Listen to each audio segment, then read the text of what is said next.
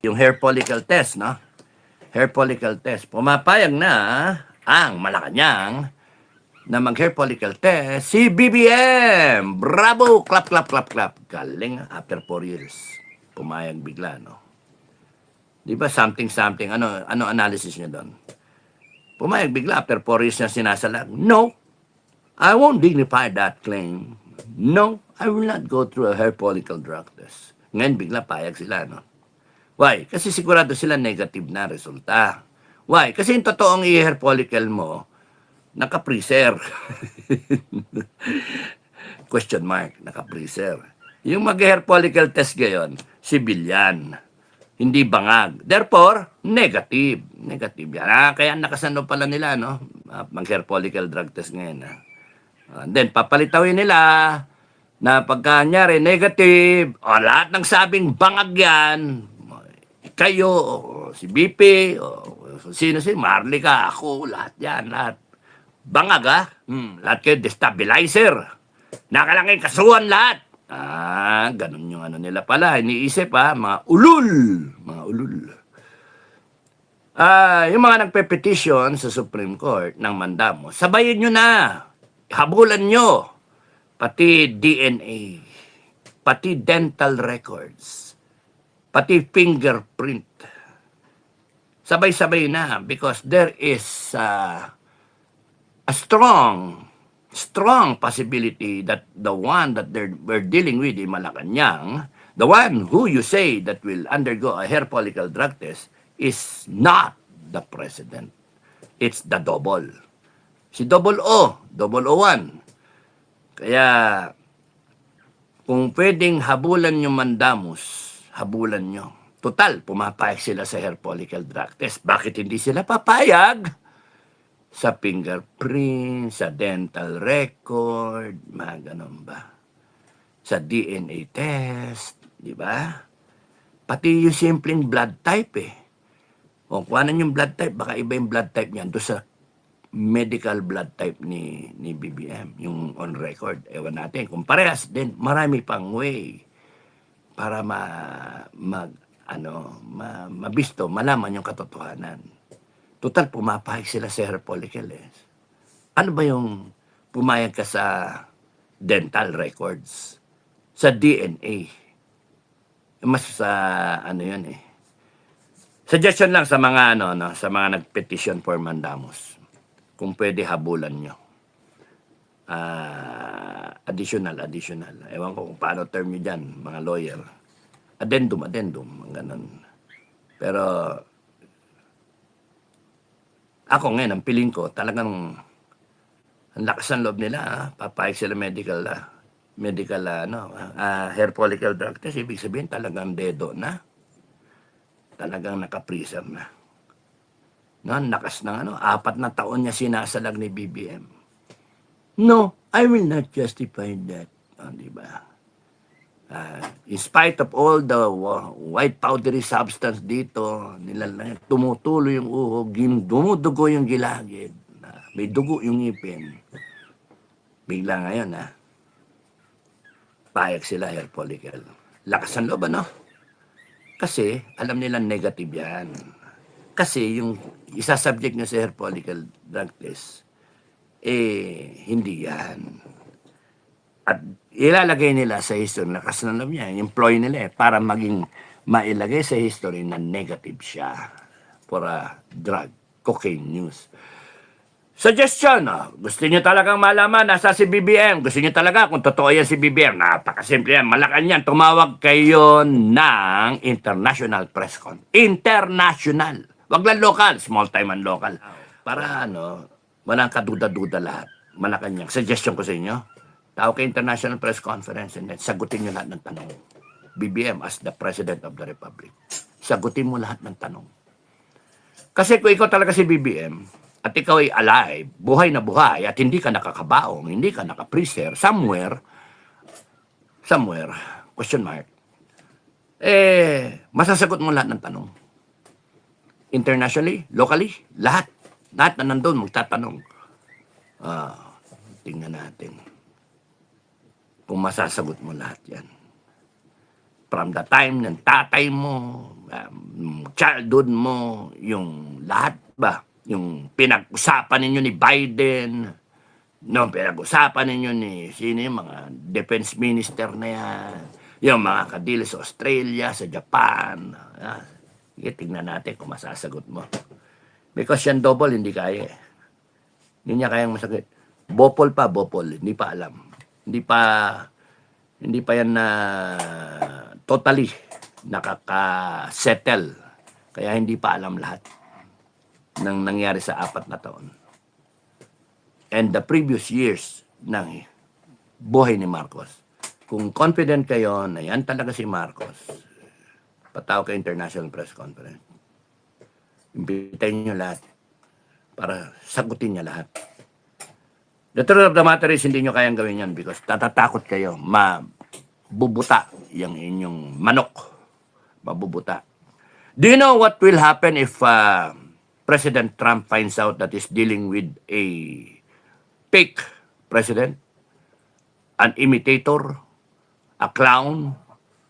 Do you know what will happen if Trump finds out that you are an imposter? Imposter. Good luck. Good luck sa inyo. You ask the right questions. Kung nandun kayo, ano itatanong nyo?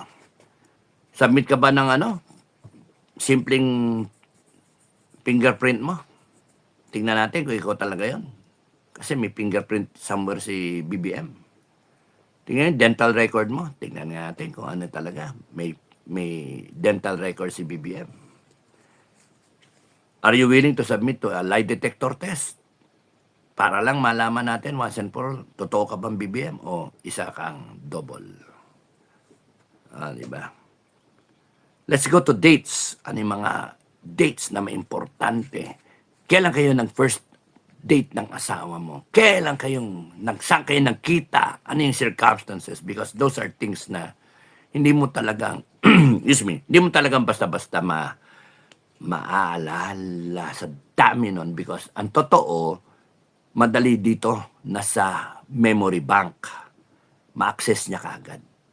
Pero ang peke, yung 001, yung impostor, walang i-access kasi wala yung experience, wala yung past. He's just trying to fool everyone. Di mo masisisi yung taong bayan na mag-question eh. Kasi may mga information. That's why, hintayin natin kung hanggang saan yan may tatago nila yung One thing for sure, pagka nalaman ng malinaw na talagang tinago ninyo, high treason yan Ano yung expect natin? Important na masabi ko sa inyo Sa lahat ng mga kababayan, both camps, no? Marcos tsaka Duterte camp. So yung sa Duterte camp, ang ampeg, unahan mag-unite, kung sino unang mag-unite, panalo yon, panalo. Dito sa Duterte camp, na-call na mag-unite ang lahat ng opposition, mag-unite na pro-Duterte. Unite, para isang tayo lang, isang boses. Wala ng kanya-kanyang individual agenda. Isa lang baksak, isang one-time, big-time, pak. Para kung ano man yung end result na gusto nyo mangyari. So, ang problema, ang peg ngayon, 2028 election. 2028 election. Ngayon, dito naman sa kabila, nakita ninyo, may question sa health ni BBM. Some claim na intel information, hindi chismis intel information. Although it's being validated, nandun yung strong possibility, strong rating, A1 information na talagang freezer na. No? Inadmit, wala nang malay. A1 yung information na yun. Reliable yun. Inadmit, walang malay. Okay? Pagka walang malay ka, inadmit ka, hindi ka re-release ng one day. May problema ka doon. Kasi dadaan ka pa, titignan pa yung utak mo kung tinamaan kung inatake ka o whatever. Kaya mag-MRI ka. Mga 3 araw ka dyan sa ospital, obserbahan ka, presidente ka ng Pilipinas. Kung ordinaryo nga na tao, ng ano dyan, ako wala akong malay na pumasok ko sa ospital, talagang pumilit yung doktor na MRI ako kahit ayoko. Para tignan daw kung may pumutok na ugat, bla bla bla bla bla. Automatic yan, dextrose ka, etc. etc.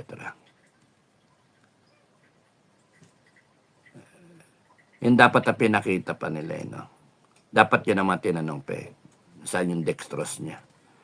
But anyway, pagka ganun yung hindi ka tatagal talaga, hindi ka talaga dapat i-release, no? Dapat tumagal ka, hindi ka dapat i-release. Presidente ka ng Pilipinas, you will get all the good health treatment from a hospital. Otherwise, the hospital risk losing its name, its image, pagka namatay ka dyan. Pagka may nangyari sa'yo, na unattended ka. Lalo na kung nirelease ka, bigla.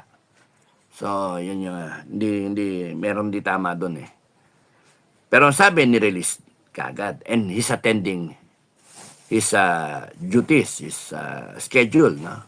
And then bigla lumitaw yung yung acting president si Recto. Okay. Ba't mag-acting president kung Anyway. So, in the animal kingdom, yung tinatawag tayo alpha,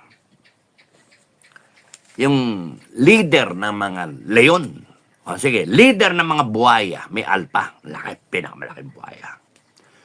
May leader ng mga buhaya. So, ikaw yung siga. Based do sa, sa tribo nyo, ikaw ang pinakasiga. Ngayon, there comes a time pagka yung pinakasiga, yung pinaka-alpha, dumadating yung tumanda na overage o kaya nagkaroon ng stricken ng sakit. Then the challenge comes. Ang magcha-challenge, yung next in line na alpha.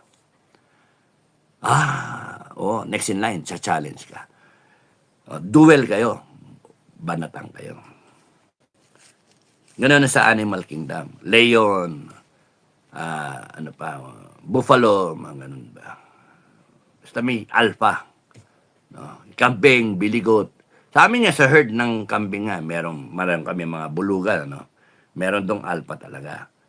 Natakot sa kanya. Pero, pagka, from time to time, makikita mo, tatayong ganyan, tapos makikipag-bang your head, no? Bang your head. Ganun, susungayin sila. Palakasan. Hanggang sa magkasugat-sugat na. And then, aayaw na yung challenger. Uwi na siya. Pero, masakit ang ulo nitong alpha. Hilo rin siya. Brum, hilo. Hilong-hilo siya. So, hanggang sa mag-weekend na naman siya, and then there will be the challenge. In Philippine politics, the president, who is the alpha, pagka nag-weekend, pagka na-question yung kanyang pagiging presidente, merong next in line for the alpha. Yung design na sistema natin. Vice President can challenge yung kanyang pagkahina ba? So that, hindi ka na pwede maging presidente. Ako na ang magiging presidente. Ito will try to retain that position na alpha. To the point na traidorin niya, banggain niya ulo, etc. etc. Kagatin niya. And then, weekend itong isa. So that yung capacity nitong potential na alpha who will challenge him for that position, being President of the Republic, hindi niya magawa. Eliminate. Marcos Sr. did that. Lahat ng potential na political contenders at that time, kulong katay pa nga iba. He did that. That's why there was a big vacuum of leaders when he was ousted from power. Yung mga next crop of leaders, panay ewan, hindi mo alam. Walang preparasyon Kasi yung mga original na mga leaders na neutralize, binili, kinurap, o kaya pinatay. Ganon. So, Alpha story. So, itong ngayon, si BBM Alpha, kinakasuhan ito ngayon isa, si Lisa, para hindi siya maka-challenge sa pwesto. Pag ito na-impeach, wala na. Di ba? Kaalyado niya yung isa pang pwedeng tumutok.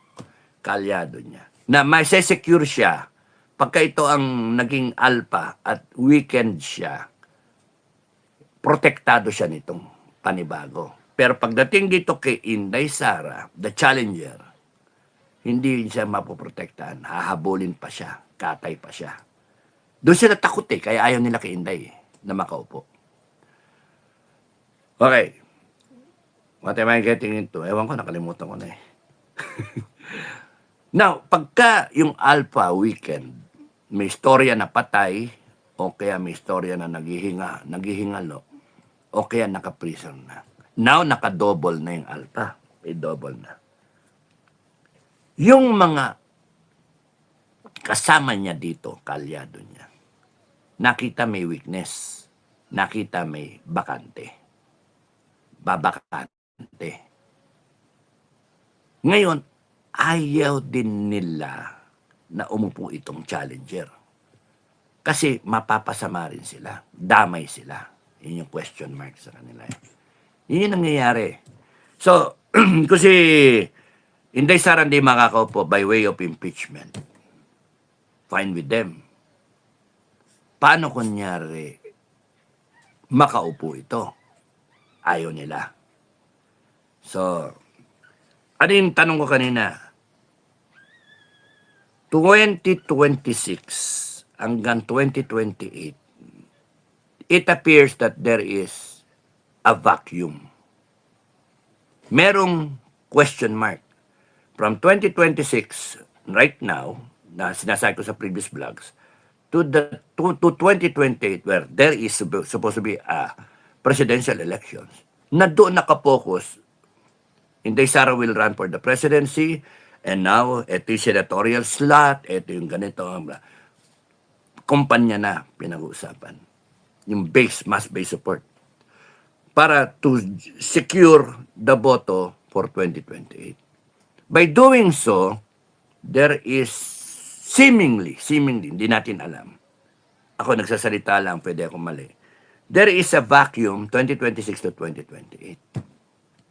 And when there is an alpha na question mark, patay na, somebody has to rise up.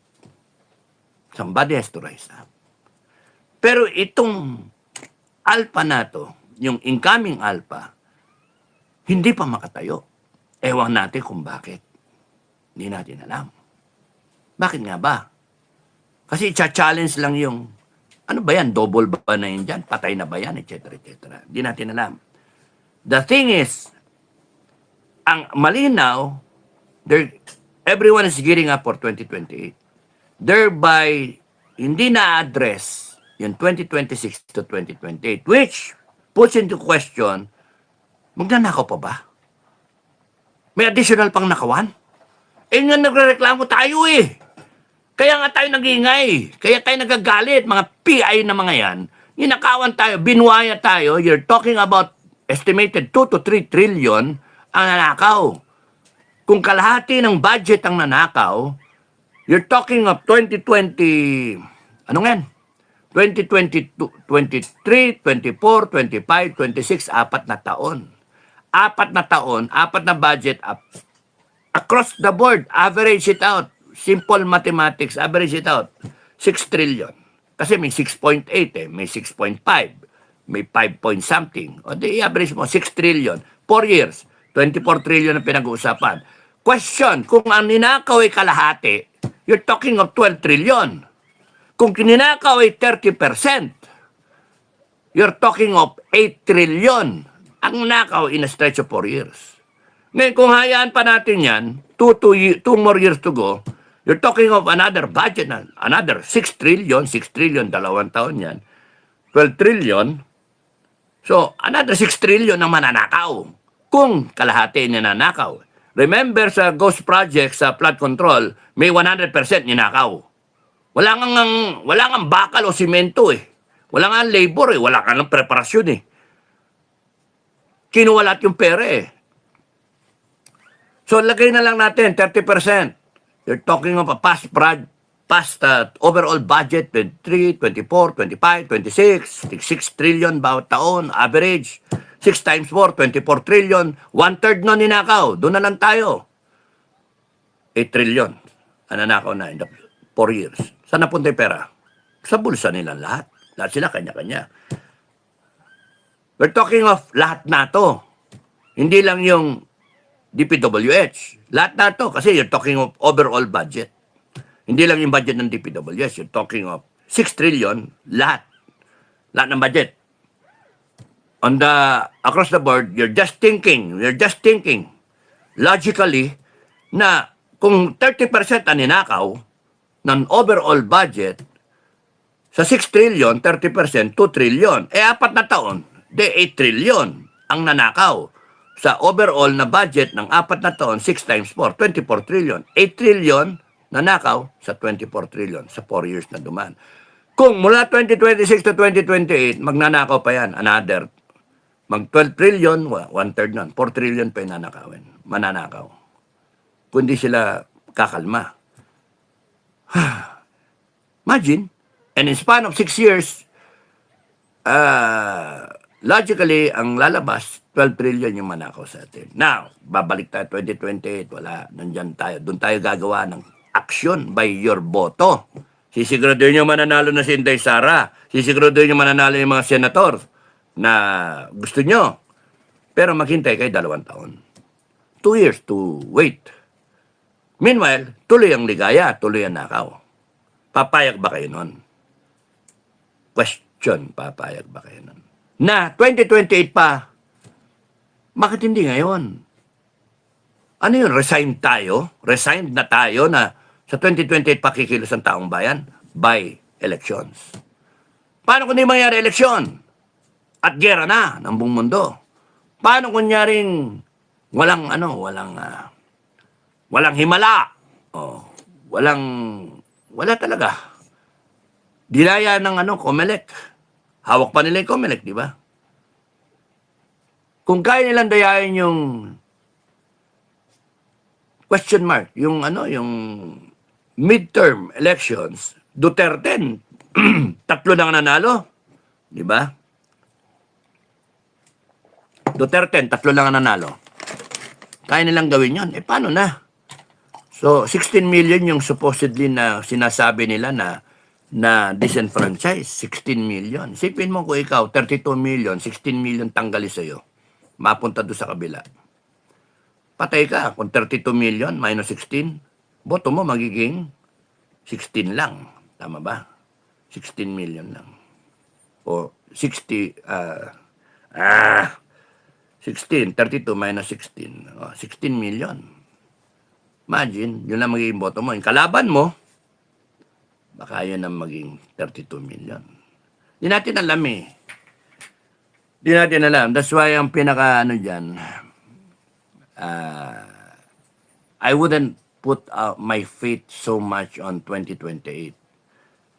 I would put my faith as to the now, ngayon na, my faith in God. Ito yung kicker. Nag-unite ang opposition para sa 2028. Hindi para sa now. Yung kabila, weekend yung alpha, hindi sila mapakali. May double nga. Hindi sila mapakali na baka mamaya ito makaupo bigla. Kaya psychologically, pwede kong mali. Psychologically, the effect would be mag-unite yung kabila. United na sila ngayon, oo. Pero yung alpha nila, kung united yung kanilang manok, yung kanilang mga yung kanilang mga secondary na mga tao. Meaning to say, yung mga military. Right now, yung military, yung military, hindi united. May mga P-mayor na pro-BBM, may mga nasa gitna, may mga pro-Duterte. Okay. Question, what if magkaroon ng common ground itong mga to na pwedeng mangyari? Question lang naman, legitimate question. What if, kunyari, habang ang Duterte camp, kayo, Madam Inday, Madam President, at kayong mga senatorial, lahat kayong mga leaders, nakaay na 2028, itong grupo na to, tugunan nila ang tanong ng taong bayan.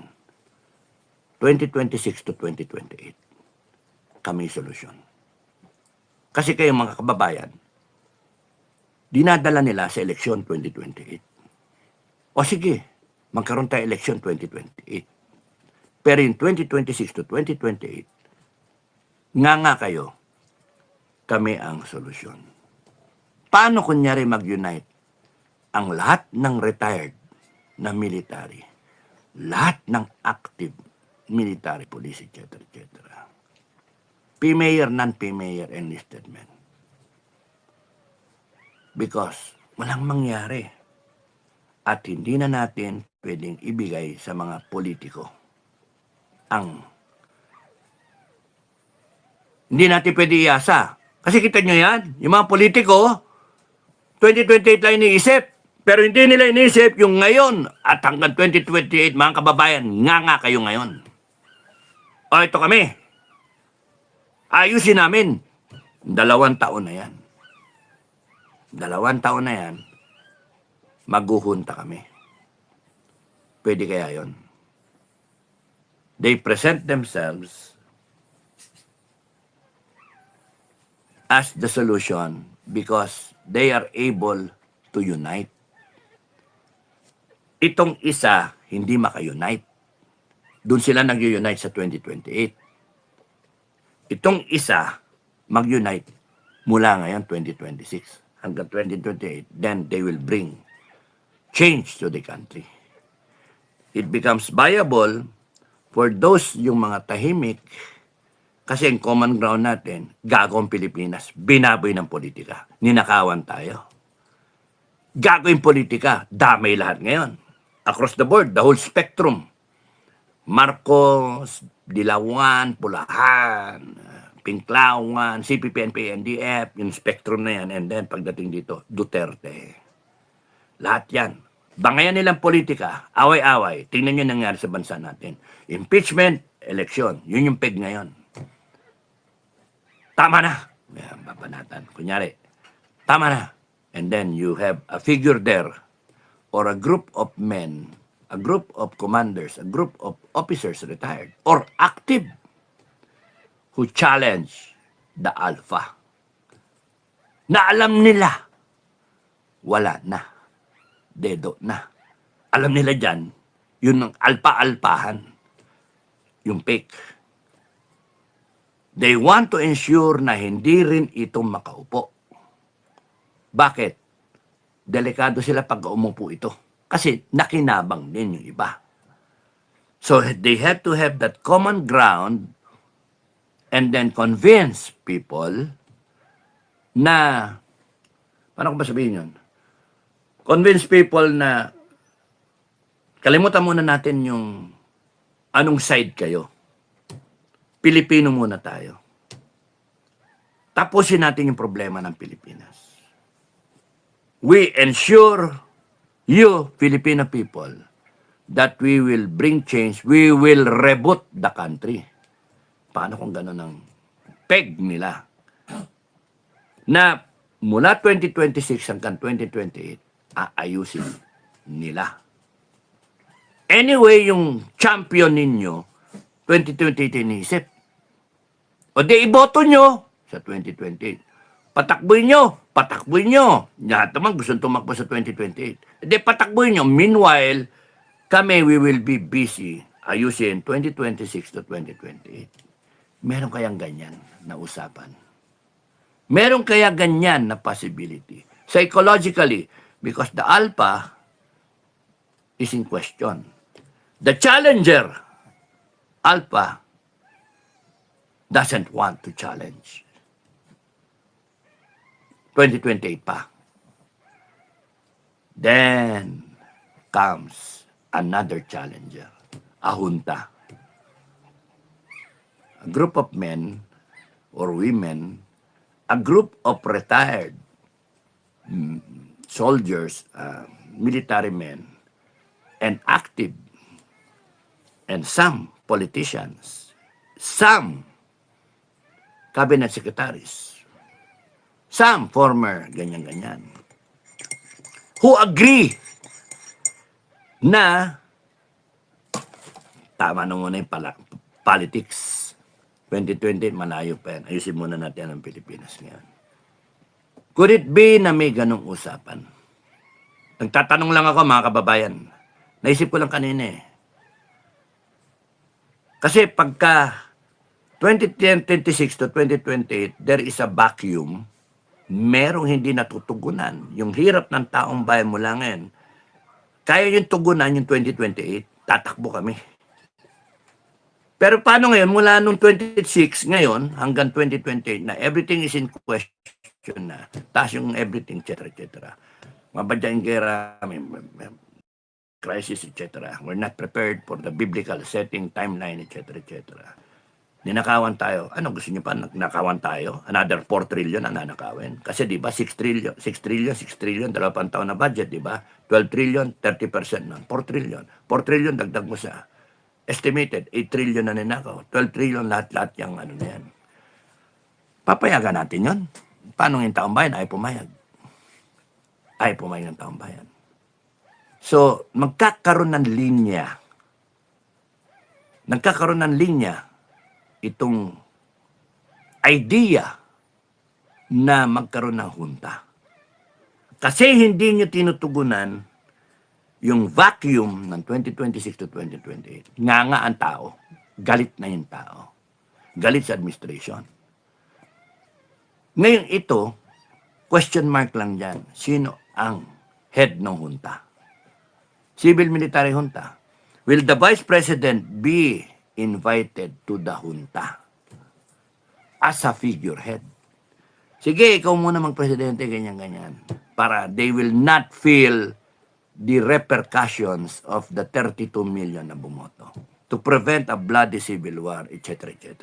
Will the Vice President be invited to head the junta? Another question, will the Vice President be hecho puera? Pare-pares kayong politiko. Kami, lilinisin namin lahat. Kung ganun yung peg, kung ganun yung kwento. So, hindi siya ma-invite. So, it's going to be a civil-military junta na wala yung Vice President. Mabura yung Constitution dyan. Kasi, revolutionary form of government, trash away the Constitution. Kasi yung succession, nawala. Pero, will it be acceptable sa taong bayan? Question. Baka maging acceptable sa taong bayan eh. Kasi nga, ina-address nila,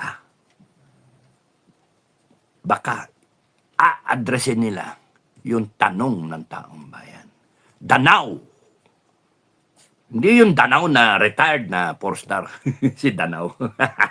Naalala ko si Danao. May man. Danao, 2026 to the 2028. The dangerous, the critical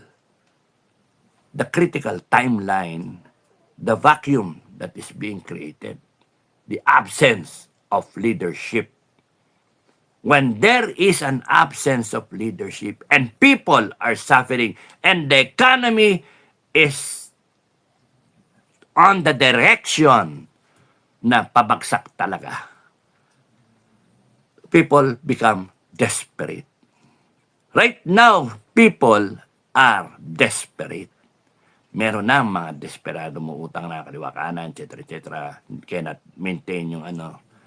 And it will be more desperate pagka ano, towards the end of the year and pagka inabot pa tayo ng 2027. So, kaya ko nasasabi yan, share ko sa inyo kunyari, sa amin kasi,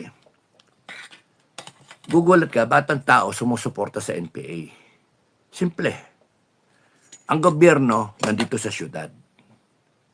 Yung problema ng mga tao, Pilipino, simpleng Pilipino, inapi nandoon sa bundok.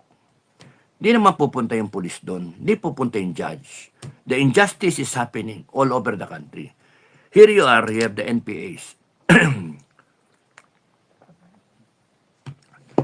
They address the problem squarely, matulin. What if the same logic na yung NPA were able to present themselves as the quick solution? What if this united front, yung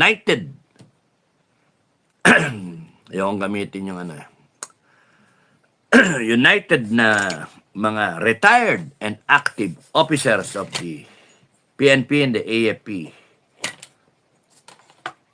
come out with a united front, a grupo, and declare themselves as the solution. Patay tayo dyan. Kasi yung ayaw din nila kay Marcos, sina-challenge nila yung leadership ni Marcos, pero in truth is, ewan ko namang pangunahan. Basta ganon, they're presenting themselves as a solution. Is it possible na may ganon? Psychologically, pwedeng mangyari yon kasi ang outcome niya kasi ang reason kaya magkakaganon, pwede magkaganon kasi tinatago nila nababahala sila, baka pati sila mahabol ng Inday Sara pag upo ni Inday. So dalawa lang yung pwedeng magkaroon ng junta, si Inday Sara chairman ng junta. Pero napuwersa si Inday doon na makinig doon sa Revolutionary Council. Hindi kagaya doon sa transition natin na Inday Sara is proclaimed the president. Call niya and then bala siya patakbo. Nandun yung buntiwala ng ating mga kababayan. Tsaka mandato ng konstitusyon yun. Sangayon sa konstitusyon. Now, yun dito para makakonvince yung mga tao na sumuporta kasi nga walang tumatayo eh. Pag kami tumayo dyan, baka ma-present yung idea and then doon ko na. Kasi parang, ako gut feel ko lang yan eh. Gut feel ko lang. Parang may shadow na mga usapan na paano kung tayo na lang. Yun nakakatakot doon. Made-default ang Inday Sara. Kasi ang hinahanap ng tao, matugunan yung now, not 2028. Ewan ko sa inyo, sa akin kasi from now to 2028, 2 years. For some, it's not really that long pagka-election ang pinag-usapan mo. Pero pagkapaghirap ang iniisip mo, putragis, 2 years is a long time para maghirap. 1 month nga lang, 1 week eh. Maghihirap ka, gutay-gutay ka, yung wala kang magastos, etc., ang dayong problema. Gusto mo, mapalitan na agad. Ma-challenge yung Alpha, si BBM. Gusto mo, tanggalin lahat yan. Bitayin lahat yan. Pero wala kang madinig. 2028 ang madidinig mo. Kaya ang tao, nagso-soul search, nag-iisip, ano na nangyari? Bakit? Parang, wala masolusyon. Nawala ng gana yung tao.